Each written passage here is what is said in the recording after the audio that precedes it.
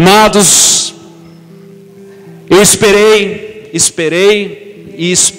confesso que esperei com precisão por essa série. Essa série é uma série que foi dada pelo pastor Jay, o nosso pastor nos Estados Unidos, chamada No Perfect People. Usei a camiseta até em homenagem. E nós intitulamos aqui de que ninguém é perfeito. Porque se há algo que nós temos em comum aqui nessa noite, é que todos nós, primeiro, já falhamos. Todos nós já falhamos. Todos nós já cometemos erros, pecados, falhas. Todos nós já dissemos sim e fizemos não. Todos nós já dissemos não e fizemos sim. Todos nós, como o apóstolo Paulo diz, o bem que eu quero, esse eu não faço, mas o que eu não quero, esse eu faço. Todos nós já falhamos. E não precisa de nenhuma fórmula matemática para que nós saibamos que ninguém é perfeito. A segunda verdade em comum que nós temos aqui é que todos nós já ficamos envergonhados com as nossas falhas. Todos nós já nos constrangemos em algum momento, em algum ponto, por algo que nós fizemos ou deixamos de fazer. E isso nos causou uma grande vergonha. E hoje, debaixo do mover do Espírito Santo, que eu creio que Ele já está aqui, você crê nisso? Ele já está aqui tocando teu coração, Ele já está aqui transformando a tua vida, Ele já está aqui te visitando, Ele já está aqui com algo preparado, um alimento perfeito, que você precisa sair daqui nessa noite com Ele. Eu quero lembrar você de um homem da palavra de Deus, com muitas qualidades, muitas aptidões. Eu quero lembrar você nessa noite de Davi, um grande pastor, um grande rei, um homem que foi escolhido por detrás das malhadas, o mais novo dos seus irmãos, no momento em que o profeta entra na casa de Jessé, seu pai, para escolhê-lo. Ele ali com seu currículo de pastor,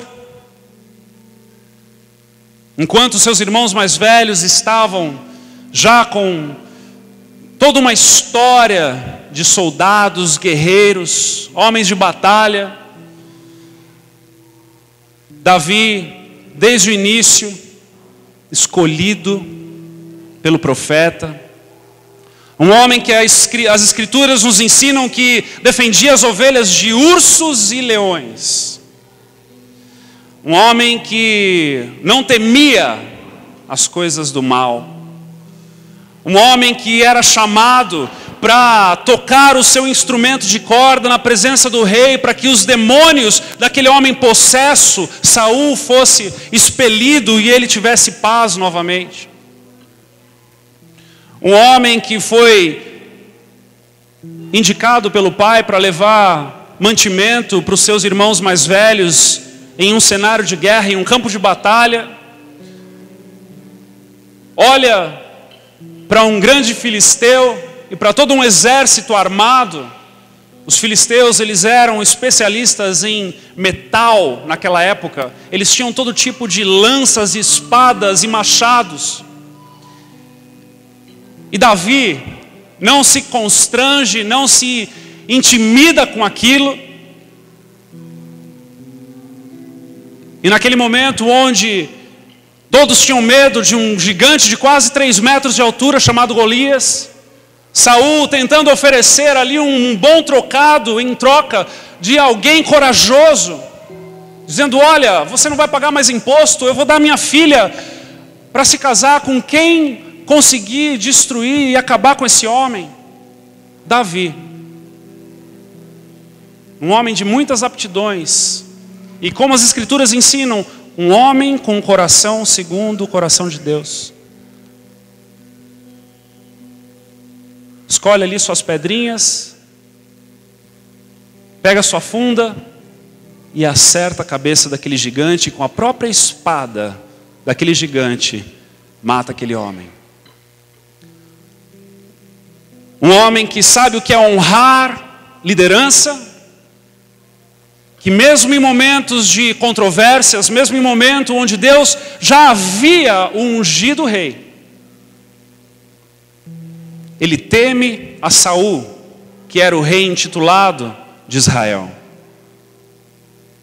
Saul fica com ciúmes, inveja dele, por tudo que ele conquista, pelo seu nome, pelo seu histórico sendo construído, começa a persegui-lo, e mesmo assim, por 2 vezes a palavra nos ensina que Davi tem a oportunidade de acabar com a vida de Saul. Ele o poupa, porque sabe o que é honrar a liderança, mesmo quando a liderança está errada.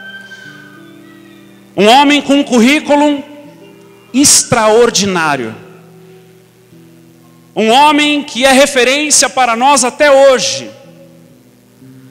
Um homem que, quando você olha para a bandeira de Israel, você se lembra dele, porque bem no meio da bandeira há uma estrela, e essa estrela é chamada Estrela de Davi.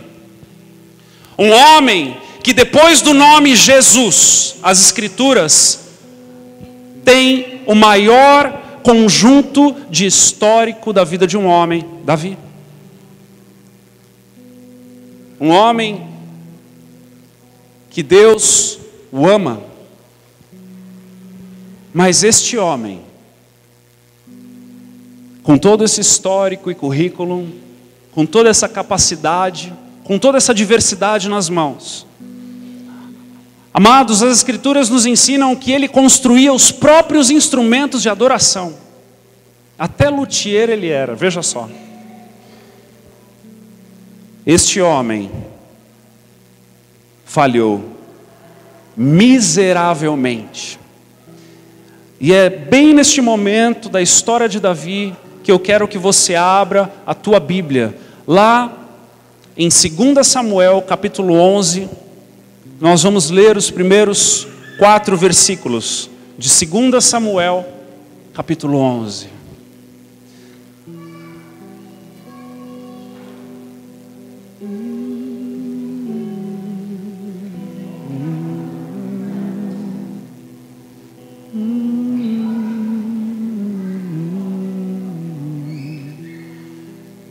Vá se colocando de pé conforme você for encontrando. Oh Senhor Deus. Pai.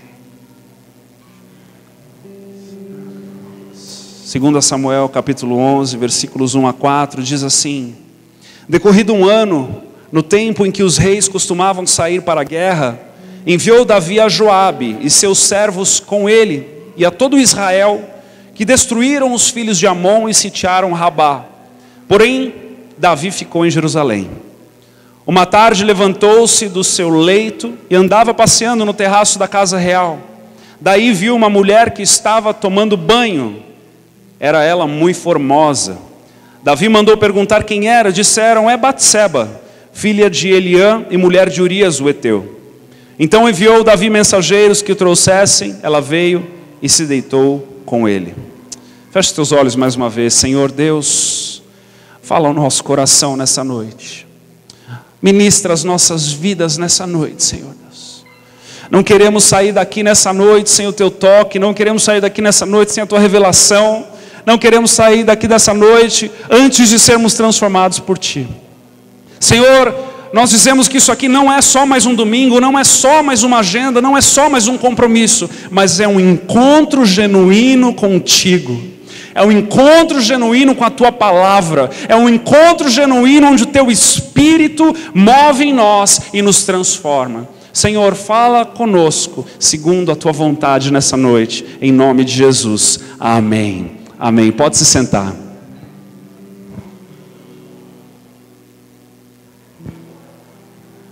Amados, essa história muitos de nós já conhecem. Muitos de nós já sabem o fim que ela leva. Davi se encanta por essa mulher, enquanto todos os outros homens e líderes estavam em guerra. Ele se encanta por essa mulher, ele usa da autoridade que ele tem como rei de chamá-la para os seus aposentos, ele tem relação com essa mulher, ele engravida essa mulher, e ele fica com medo de que possam descobrir o que ele fez de errado. E ele então arma todo um cenário para que Urias, o marido de Batseba, volte do campo de guerra, volte para sua casa e durma com sua mulher, porque se ela engravidar, ele achará que é filho dele mesmo, é filho de Urias. Só que os seus planos caem por água abaixo, e aí ele tenta uma vez, não dá certo. Aquele homem temeroso à lei de Moisés, temeroso ao que se falava e como se conduzia na época, por saber que todos os seus colegas de guerra estavam em campo de batalha, ele se recusa a entrar em sua casa e ter relação com a sua mulher, ele dorme na porta de sua casa. Na noite seguinte, Davi tenta embebedá-lo, para que ele vá atordoado para sua casa e durma com sua mulher, e mais uma vez não dá certo. Davi então escreve uma carta, dizendo para que o seu líder de guerra coloque Urias na ponta, na linha de frente, para que este homem então morra. E assim acontece. E ele morre. Davi, um homem segundo o coração de Deus, não só comete adultério, mas o adultério o conduz a um assassinato. Como é que Davi foi parar lá? Como é que um homem que tinha um histórico impecável foi parar lá? Assim como eu e você podemos também parar lá. Assim como eu e você, se nos deixarmos levar pelas nossas imperfeições, se nos deixarmos levar pelas nossas falhas, se deixarmos passar pequenas coisas desapercebidas, nos encontraremos em um lugar de escuridão e solidão e miséria espiritual. E é por isso que nós precisamos ser reais. É por isso que eu creio que a igreja precisa de um despertamento para uma realidade. É por isso que nós precisamos nos enxergar com verdade no espelho, para que saibamos quem realmente somos. Há um processo em que Davi é inserido nessa história. Um processo de progressão do pecado. E é sobre isso que eu quero falar contigo nessa noite. O pecado, quando nós deixamos, ele vai progredindo na nossa vida. Assim como foi na vida de Davi. Assim como disse um teólogo, que é como um fazendeiro.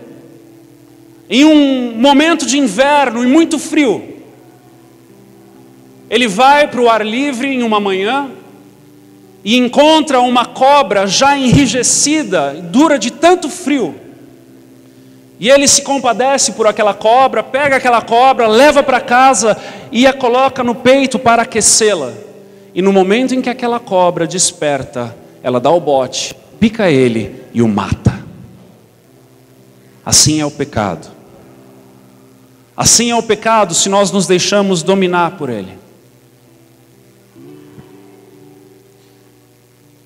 A primeira progressão do pecado que nós podemos aprender com essa história de Davi e Batseba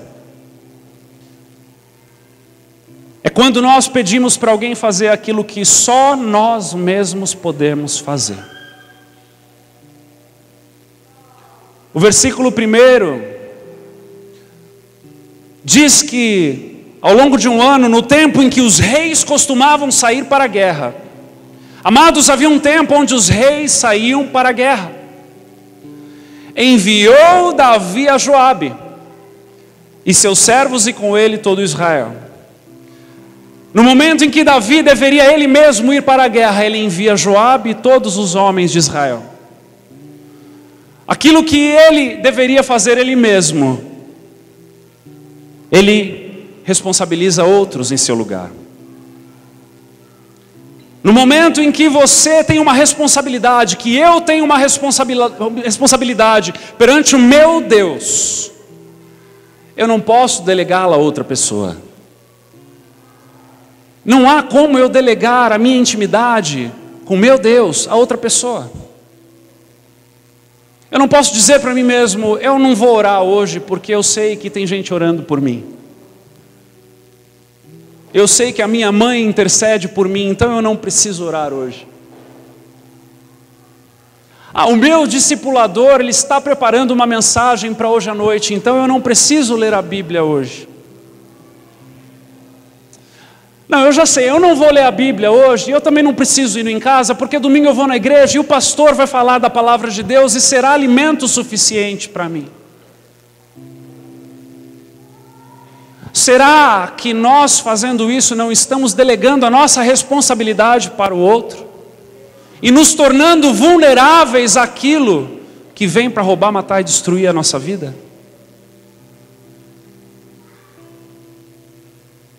Será que novamente, quando Cristo veio, padeceu, foi crucificado, ressuscitou ao terceiro dia, o véu foi rasgado, a necessidade de um sacerdote foi transferida por um sumo sacerdote, Cristo Jesus, que levou os nossos pecados e nos deu liberdade para nos relacionarmos com Deus? Ainda hoje, procuramos um outro sacerdote para interceder em nosso lugar. E quando fazemos isso, nós estamos lidando de forma leviana com a intimidade que o Senhor nos garantiu.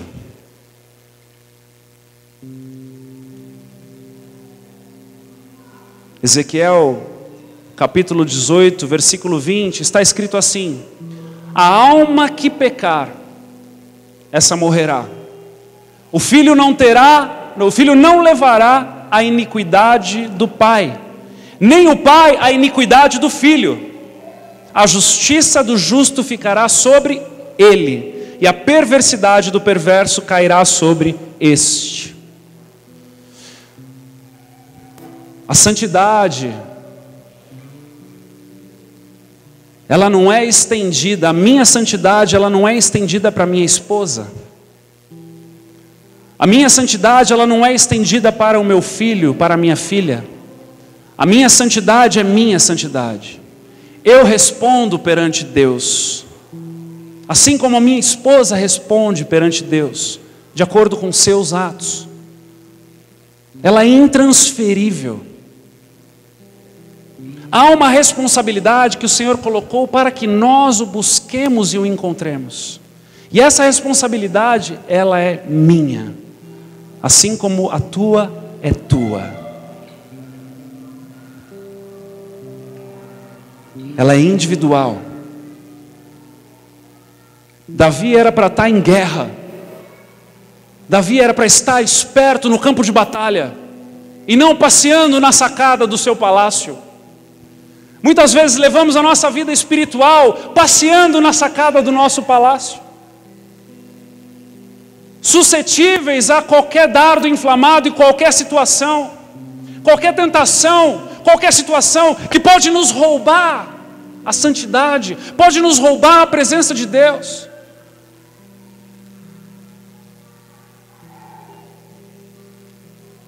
E o Senhor quer nos lembrar nessa noite que nós não somos perfeitos. E justamente por não sermos perfeitos, estamos em um campo de batalha. Estamos em guerra. Aquele que baixa a guarda leva a bala. E nós precisamos nos lembrar disso. Porque o inimigo ruge como um leão ao derredor, buscando a quem tragar. Nós precisamos nos lembrar disso. Em nome de Jesus. Tem alguém aí? Amém. A segunda progressão do pecado de Davi com Batseba É quando ele começa a preencher as suas falhas com justificativa. No versículo 3 está escrito: Davi mandou perguntar quem era aquela mulher formosa que estava se banhando naquela casa. Disseram-lhe: é Batseba, filha de Eliã e mulher de Urias o Heteu. Naquele momento ele soube que era uma mulher casada. Naquele momento ele sabia que ele não poderia ter aquela mulher. Naquele momento ele saberia que se ele continuasse naquele caminho, ele estaria infringindo as leis do Senhor, estaria entrando em um processo de pecado. Mas ele continua. O texto diz no versículo 4, então enviou Davi mensageiros que a trouxessem. Ela veio e ele se deitou com ela. Sabe, amados, sabe o que esse texto me leva a pensar? Que Davi certamente encontrou alguma boa justificativa para prosseguir. Talvez ele tenha pensado: quer saber? Se não fosse por mim, isso aqui tudo estaria destruído. Quer saber? Eu mereço um descanso. Eu preciso relaxar um pouquinho. Quer saber? Eu sou o rei disso aqui mesmo. Eu vou chamar ela.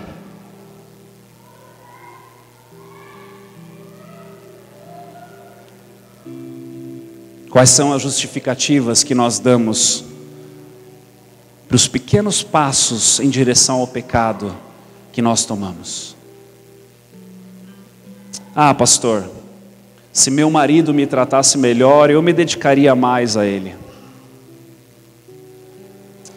Ah, pastor, se eu não tivesse trabalhado tanto, eu faria o meu devocional todos os dias. Se a minha esposa me obedecesse, eu não gritaria com ela. Quais são as justificativas que nós damos para pecarmos? Ah, me traíram, então eu vou trair também. Me roubaram, eu vou roubar também. Me xingaram, eu vou xingar também. Me cortaram no trânsito, eu vou cortar também. Ih, olha lá, meu discipulador nem fez devocional, eu também não vou fazer. Qual é a justificativa que nós damos para entrarmos no caminho de morte? Certamente Davi teve uma ótima justificativa. Teve uma boa desculpa. Cuidado com as justificativas, que elas são verdadeiras desculpas para o erro. Cuidado, querido. Você não é perfeito. Você não é perfeito. Cuidado. Você precisa de ajuda. Você precisa do Espírito Santo na tua vida. Você precisa estar encharcado da presença dEle. Você precisa da sua palavra e que você medite nela dia e noite, para que você não caia por caminhos de pecaminosidade e morte. Você precisa escutar adoração, para que aquela música te conecte com o céu, para que os teus pensamentos agradem ao Senhor, sejam bons, perfeitos, agradáveis, de boa fama, que tem virtude, que tem louvor. Você precisa estar conectado com as coisas celestiais, para que você não caia num caminho de morte, porque você não é perfeito. Você não é perfeito. Você não é perfeito.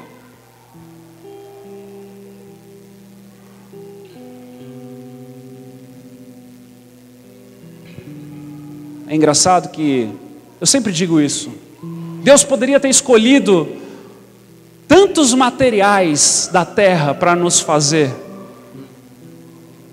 e Ele foi escolher justamente o barro. E de todas as coisas que Deus criou, lá em Gênesis capítulo 1, tudo Ele faz com a sua voz, com as suas palavras, mas quando é para fazer o homem, Ele mesmo, com suas mãos, pega do pó, toma do pó e cria o homem.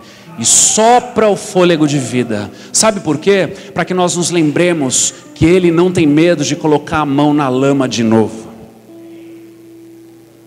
Talvez você esteja aqui nessa noite dizendo: pastor, na verdade, eu estou na lama. Foi da lama que Deus te criou. Há esperança para você, há esperança para mim, há esperança para nós, porque a sua graça repousa sobre nós e a sua misericórdia se renova a cada manhã. Há esperança para nós. Terceira progressão do pecado de Davi. Davi acaba cometendo mais pecados ainda para cobrir a vergonha que ele gerou. Vamos ler ali em capítulo 11 de 2 Samuel, dos versículos 6 ao 15. Olha o que está escrito. Então enviou Davi mensageiros a Joabe, dizendo: manda-me Urias, o heteu. Joabe enviou Urias a Davi. Vindo, pois, Urias a Davi, perguntou este como passava Joabe, como se achava o povo e como ia a guerra. Um papo, sem conexão nenhuma, só para fingir que havia um propósito diferente daquele que estava no coração dele, para com esse homem. Versículo 8. Depois disse Davi a Urias: desce à tua casa e lava os pés. Saindo Urias da casa real, logo lhe seguiu um presente do rei. Amados, aqui olha, devia ter rosas, velas, tudo, loção, tudo aquilo que Urias precisaria para ter um tempo com Batseba inesquecível. Olha o que o pecado vai gerando no coração de um homem. Davi parou de se preocupar com as coisas do reino para se preocupar em acobertar o seu pecado. Preste atenção no que eu estou falando a você. Quando eu e você pecamos, o nosso foco sai do reino e se volta para o pecado, se volta para as coisas carnais, se volta para as desculpas que eu preciso dar para encobrir a minha escuridão. Porém, Urias se deitou à porta da casa real, como todos os servos do seu senhor, e não desceu para a sua casa.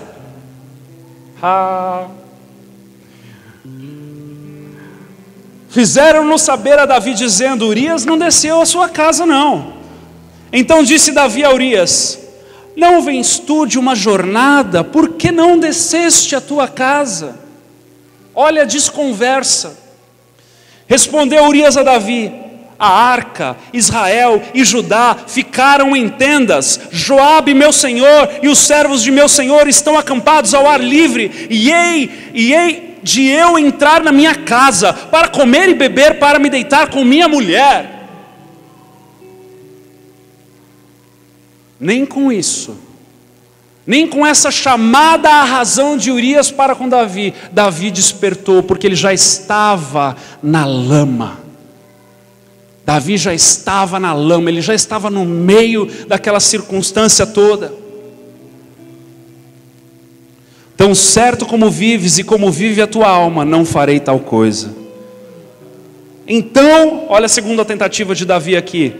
Disse Davi a Urias: demora-te aqui ainda hoje, amanhã te despedirei.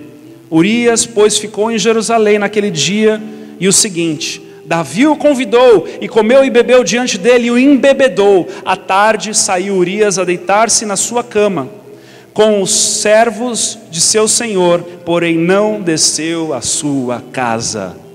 Pela manhã Davi escreveu uma carta a Joabe e lhe mandou por mão de Urias. Escreveu na carta dizendo: ponde Urias na frente da maior força da peleja e deixai-o sozinho para que seja ferido e morra. E do adultério ele pulou para o assassinato. Davi, o homem segundo o coração de Deus, o homem que dançou perante a arca, o homem que construiu os instrumentos de adoração na presença do Senhor, o homem que se constrangia em morar em um lugar mais nobre do que a própria arca da aliança, que ansiava fazer um templo para o Senhor. Esse mesmo homem cometeu pecados e delitos que denegriu o nome do Senhor.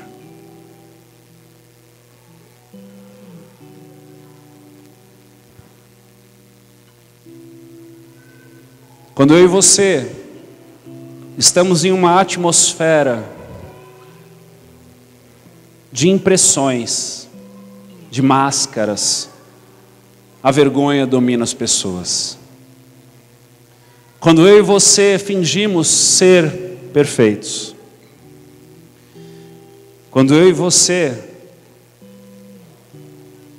colocamos uma máscara de que está tudo bem, e criamos esse padrão dentro da igreja, sabe o que acontece? Aquele que peca, ou quando alguém peca, porque todos pecam, nasce uma vergonha, um constrangimento de expor o seu pecado. E eu oro para que esta série desconstrua esse constrangimento no nosso coração. Porque ninguém é perfeito. Ninguém é perfeito. Ninguém é perfeito. Não adianta você colocar a tua máscara de perfeito, porque eu sei que você não é. Assim como eu não sou. Eu não sou perfeito.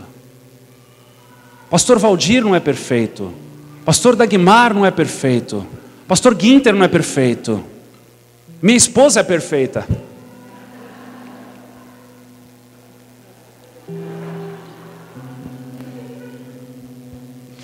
Ninguém é perfeito, amados.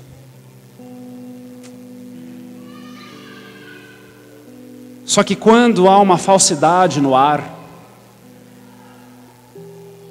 quem que vai querer ser imperfeito no meio de tantos tão perfeitos? Ninguém. Passar vergonha eu? Imagina. E é por isso que nós precisamos cair na real. É por isso que eu e você precisamos nos enxergar no espelho de verdade e encontrar as nossas falhas, para que nós possamos nos achegar à cruz todos os dias, sem vergonha, sem vergonha, sem vergonha nenhuma. Ah, pastor, o que é que vão pensar de mim? Pastor, o que é que vão pensar de mim quando descobrirem que eu durmo em cama separada com meu cônjuge? O que é que vão pensar de mim quando descobrirem que eu tenho uma mania de roubar da empresa que eu trabalho? Pastor, o que é que vão pensar de mim quando descobrirem que eu não oro, que eu não leio a Bíblia? O que é que vão pensar de mim quando descobrirem que eu não dizimo, que eu não dou oferta, que eu entrego envelope vazio? O que é que vão pensar de mim quando descobrirem que eu só frequento a igreja por causa dos meus filhos? Que o meu motivo de estar aqui é para os meus filhos estarem na igreja. Pastor, o que é que vão pensar de mim quando descobrirem que eu sou um ogro fora do convívio da igreja? Que eu sou calmo, manso, sereno e tranquilo aqui dentro, mas quando eu saio dessa porta, eu sou um monstro. Pastor, o que é que vão pensar de mim quando descobrirem que eu traio o meu cônjuge? Que eu olho para as mulheres na rua? O que é que vão pensar de mim quando descobrirem que eu vejo pornografia? O que é que vão pensar de mim quando descobrirem que eu sonego os impostos, que eu faço meia nota? O que é que vão pensar de mim quando descobrirem que eu tenho pensamentos de morte? Pastor, o que é que vão pensar de mim? Eu quero dizer a você nessa noite, chega de achar o que é que vão pensar de você. Chega de você achar que quem está do teu lado é perfeito. Chega de você achar que você tem que colocar uma máscara e dizer a paz do Senhor e fingir que está tudo bem, quando não está nada bem. Porque enquanto eu e você fizermos isso, viveremos um evangelho de aparência. E estaremos dizendo: todos somos perfeitos, que é uma mentira e é um pecado por si só. A palavra nos ensina em Salmos que um abismo chama outro. E enquanto nós nos deixamos ser dominados por esse constrangimento, nós seremos empurrados de um abismo para o outro. Porque o que comprova essa história de Davi com Batseba é que nós somos incapazes de resolver as coisas quando nos afastamos da cruz de Cristo. Incapazes.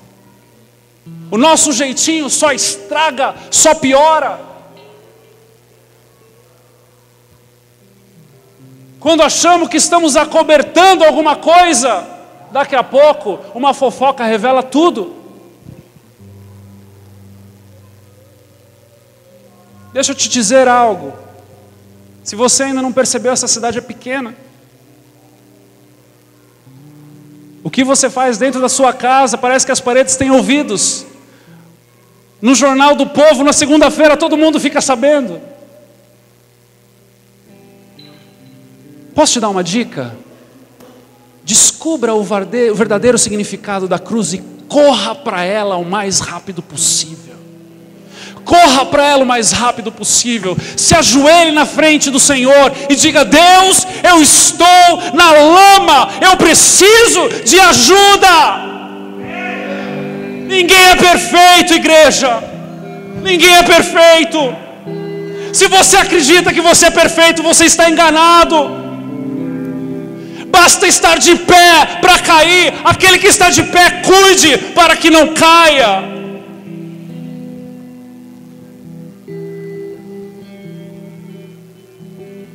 Não jogue a tua vida no lixo. Não jogue o teu evangelho no lixo. Confesse os seus pecados. Se arrependa. E volte para os caminhos de Deus. E lembre-se, ninguém é perfeito. Essa pessoa que está do seu lado aí, cheirosa, bem vestida, de boa aparência, não é perfeita. Não é perfeita. Assim como você também não é. Chega de um evangelho de falsidade, de superficialidade, de impor a voz, de usar anéis nos dedos, de se vestir bem.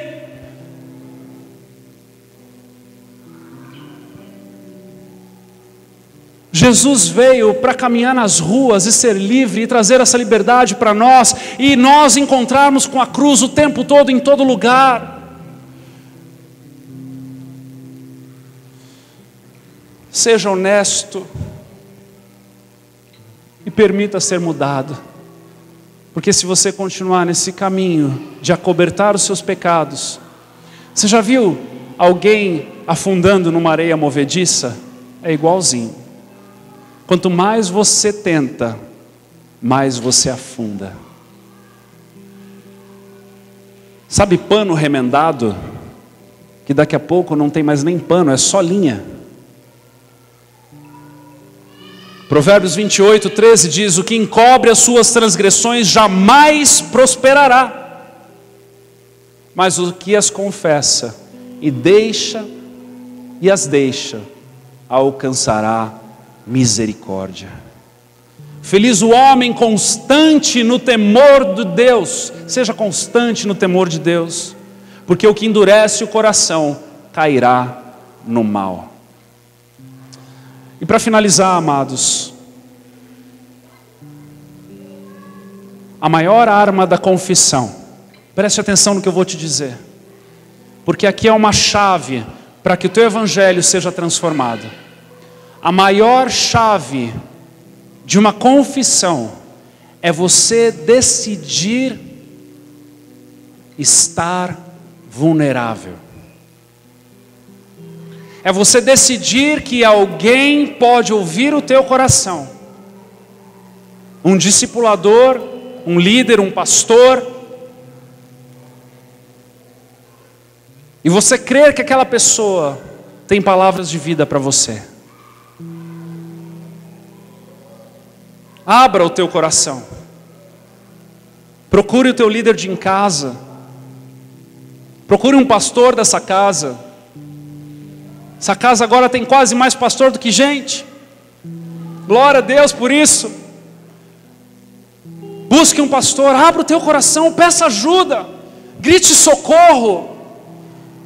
Mas não finja que está tudo bem, porque eu sei que não está. Porque ninguém é perfeito.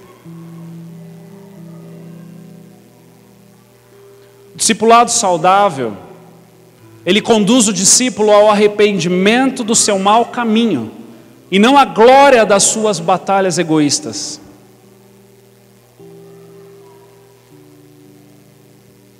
A cruz é lugar de arrependimento, é lugar de morte,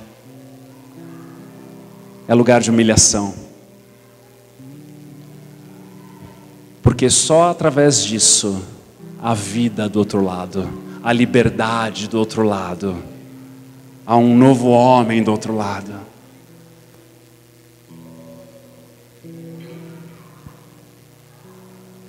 Davi demorou para se arrepender. Davi não só pisou na bola, mas ele se arrependeu porque ele foi confrontado. Num determinado momento aparece o profeta Natã, bate no palácio de Davi, se encontra com Davi e diz: Davi, eu quero lhe contar uma história. Haviam dois homens, dois fazendeiros, dois pastores. Um era muito rico, tinha muitas cabras e gado, e o outro era muito pobre, e tinha só uma cabra, só um bezerro. E esse que era pobre tinha só um animal, ele dormia com seu animal, ele cuidava desse animal como se fosse seu próprio filho. Só que num belo dia, este homem rico, o fazendeiro rico, recebeu uma visita em sua casa. E ele precisava preparar uma refeição para essa visita. E para fazer essa refeição, ele foi lá e roubou aquele gado, aquele animal daquele homem pobre, matou e deu de comer à sua visita. Naquele momento Davi se enfureceu e disse: matem este homem, e que lhe seja devolvido a este homem pobre 4 vezes mais. Imagino que naquele momento Natã olhou para Davi, tirou o óculos e disse: Davi, esse cara é você. Esse cara é você. Nesse momento, Davi cai em si e diz: pequei contra o Senhor.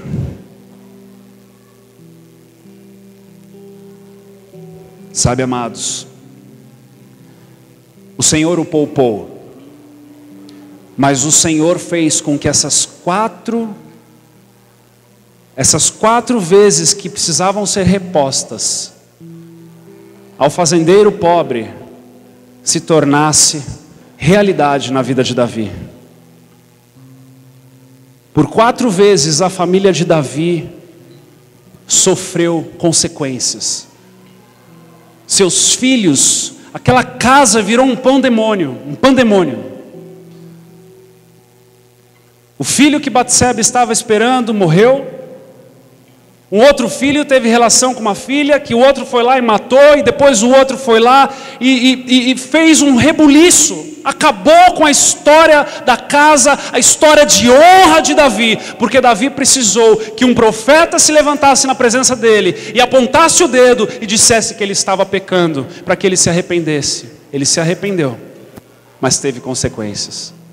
E o meu clamor nessa noite para nós é que o Senhor não precise ter que levantar um profeta para apontar o dedo na nossa cara e nos mostrar o que está errado, mas que a gente corra o mais rápido possível para a cruz e peça perdão ao Senhor e mude o nosso destino em nome de Jesus. Igreja, convertei-vos do mau caminho. Convertei-vos do mau caminho.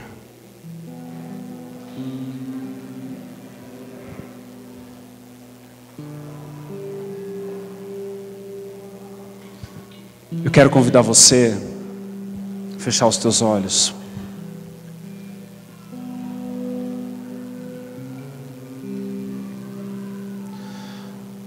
Senhor Deus,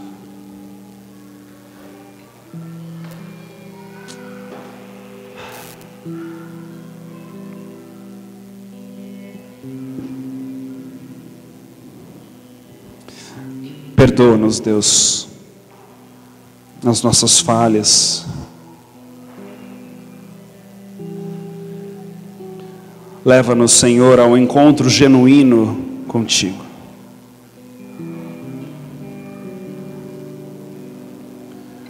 Não nos deixe nos enveredarmos pelos caminhos do pecado. Não nos deixe cairmos nas ciladas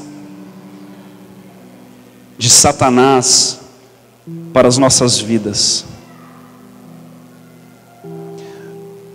Não nos deixe vivermos na superficialidade do fingimento de que tudo está bem, mas ensina-nos o caminho da cruz.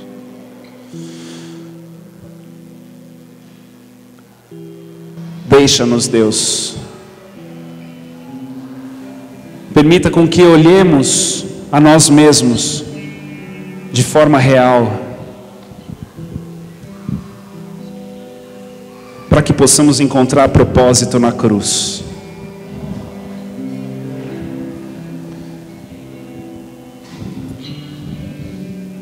Senhor, em nome de Jesus, toda vergonha, todo constrangimento que o pecado gera, que transforma em distanciamento dos caminhos do Senhor, que seja retirado de nós em nome de Jesus. Que haja liberdade nessa casa para pedirmos perdão para Ti, uns para os outros, e buscarmos uma vida genuína na Tua presença. Não nos deixa, Senhor, cairmos no caminho mau. Não nos deixa, Senhor, irmos de um abismo ao outro. Não nos deixa, Senhor, sermos ludibriados, Deus, com a enganação de que tudo está bem quando não está. Não nos deixa, Senhor, vivermos um evangelho de aparência, Senhor. Mostra-nos a real de que não somos perfeitos e que precisamos de Ti. E na mesma medida eu oro por graça e misericórdia de uns para com os outros, para que possamos ser verdadeiros aqui nessa casa, assim como somos fora. Que não sejamos encontrados como pessoas que têm dupla personalidade,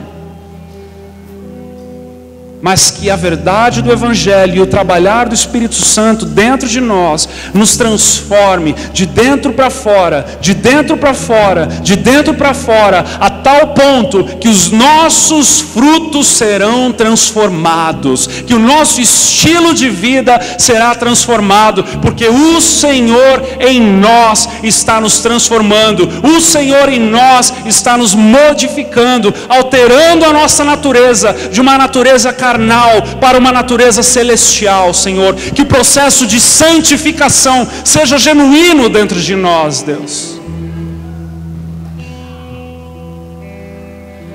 Que possamos, assim como em Efésios 4 nos ensina, alcançarmos, Deus, a plenitude,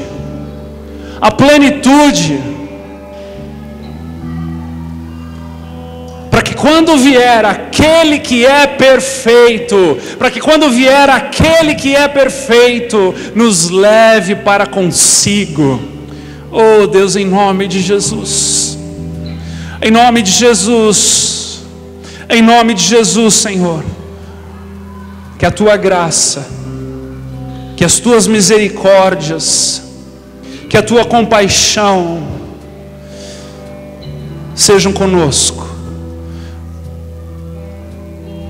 para que, Senhor, alcancemos a compreensão deste amor que primeiro nos amou e se entregou por nós. Em nome de Jesus, em nome de Jesus, amém e amém.